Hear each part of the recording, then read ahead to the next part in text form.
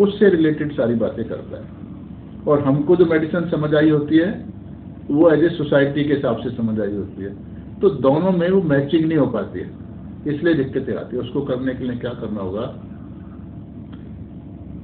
या तो ऐसी कुछ बुक हो हमारे पास जैसे कुछ जिसमें उस मेडिसिन के मेंटल सिम्टम्स सारे के सारे हम लोग एक साथ दिए हों, क्योंकि सारे मेडिसिन के जो रूब्रिक हैं उनका आपस में तालमेल होना जरूरी होता है, तभी हमें समझ आती है।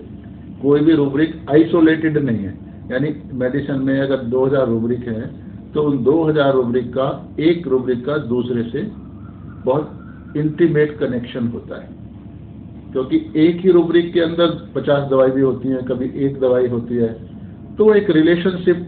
अब एक ही रूब्रिक में 50 दवाई क्यों है और एक ही मेडिसिन अलग अलग 100 रूब्रिकों में 2000 रूब्रिकों में क्यों है?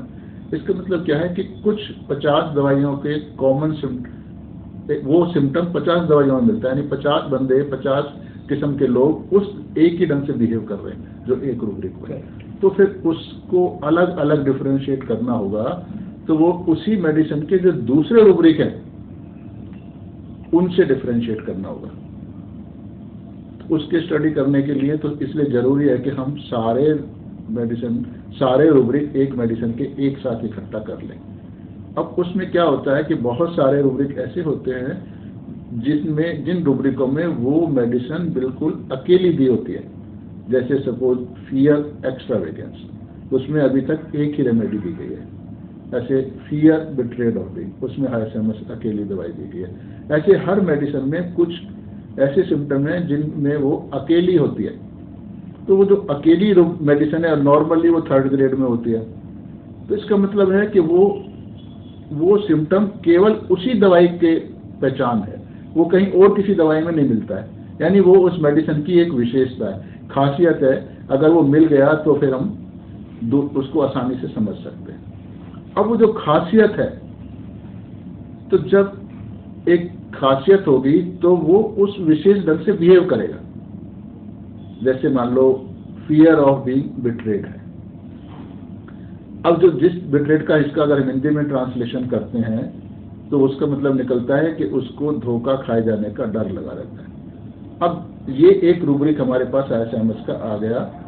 अब धोखा खाए जाने का डर है, तो अब वो कैसे बिहेव करेगा, यानी जिसको डर होता है धोखा खाने का, उसका अपना स्टाइल होगा, वो हर कदम फूक फूक के रखेगा, पूरा सतर्क हो जाएगा, तो फूक फूक के कदम रखेगा, बिफोर एंड वो इंक्वायरी करेगा, श्योरिटी मांगेगा। तो ये अलग अलग रूब्रिक बनने लग जाएंगे, और जो सेफ पोजीशन होगी उसमें रख जाएगा, तो वो एक अलग रूब्रिक बन गया।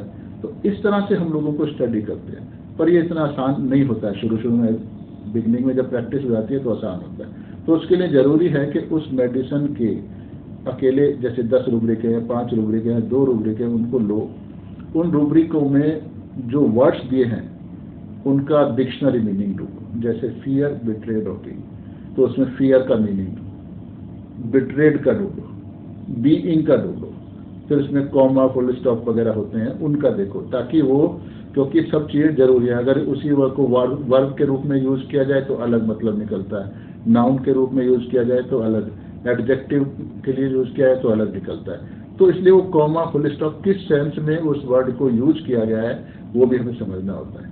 तो अब एक डिक्शनरी नॉर्मली क्या होता है, ये हम लोग इंग्लिश वगैरह नॉर्मली थोड़ा पढ़े होते हैं, तो हमको लगता है कि ये वर्ड मेरे को आता है। जैसे फियर है, फियर सबको आता है, लेकिन एग्जैक्टली जब हम उसको लगाने लगते हैं तब हमें पता ही नहीं लगता है फियर है या एंजाइटी है, तब हम कंफ्यूज हो जाते हैं।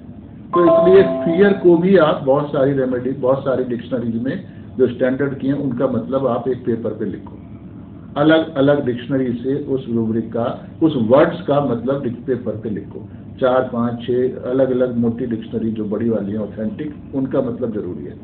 तो उनमें आपको एक कॉमन फील नजर आएगा कि सभी ऑथर उस वर्ड का एक कॉमन फील दे रहे हैं, जो कॉमन, उनकी लैंग्वेज अलग हो सकती है, एग्जाम्पल अलग हो सकते हैं, पर उस वर्ड का फील एक ही रहेगा। तो उस फील को समझना होता है।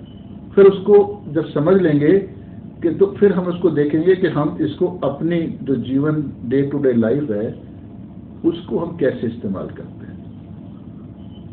वो कैसे इस्तेमाल करने का मतलब हुआ कि हम कोई भी डर कहेगा तो हमें मालूम हो जाता है, कोई भी इंसिडेंस बताएगा हम समझ जाते हैं कि डर रहा है।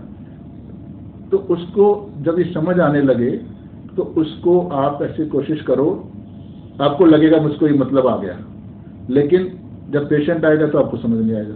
तो उसको समझने के जरूरी है कि उस वर्ड का मतलब आप कुछ उस पर ऐसे टाइप लिखो, आप ऐसे लिखो कि जैसे उस वर्ड के ऊपर आपको किसी को पढ़ाना है, कहीं लेक्चर देना है ऑडियंस के सामने। तो उसको जब आप पेपर पे लिखना शुरू करोगे तो आपको समझ आएगा कि आप 4 लाइन में नहीं लिख पा रहे हो उस वर्ड के बारे में। तो इसका मतलब है वो वर्ड आपको आता नहीं है, आपके बॉडी के साथ, आपके माइंड के साथ, आपकी पर्सनैलिटी के साथ सिंक्रोनाइज नहीं हुआ है, तालमेल नहीं बैठा, यानी उसको आप अनकॉन्शियसली रिकॉग्नाइज नहीं कर सकते हो। तो जब आप उसको लिखेंगे तो उसको सोच समझ के, उसकी इन डेप्थ स्टडी करके उसको आप लिखें। जब आप समझ सको कि आप उसके ऊपर 2 पेज का ऐसे लिख सकते हो, 10 एग्जाम्पल दे सकते हो डे टू डे लाइफ में, तब आप समझे कि आपको वर्ड थोड़ा सा आया है।